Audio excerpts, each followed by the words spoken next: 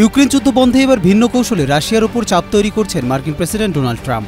Russia ও তার বাণিজ্য অংশীদারদের বিরুদ্ধে অতিরিক্ত শুল্ক আরোপের ঘোষণা দিয়ে তিনি একটি 10 দিনের আলটিমেটাম দিয়েছেন, যার সময়সীমা শেষ হবে 8ই আগস্ট। কি করবে এখন পুতিন?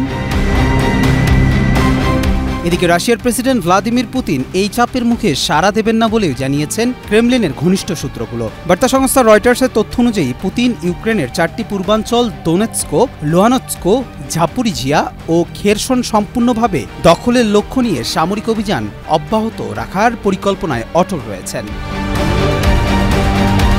এর আগে বিশ্বের বিভিন্ন দেশের উপর বাড়তি শুল্ক আরোপ করেছিলেন ট্রাম্প। এবার রাশিয়ার ক্ষেত্রেও তিনি সেই নীতি প্রয়োগ করেছেন। তিনি হুঁশিয়ারি দিয়েছেন, যদি 8 আগস্টের মধ্যে রাশিয়া যুদ্ধবিরতিতে না আসে তবে তাদের উপর নতুন নিষেধাজ্ঞা জারি করা হবে এবং রাশিয়ার কাছ থেকে যারা তেল আমদানি করবে তাদের পণ্যের উপর 100% শুল্ক আরোপ করা হবে।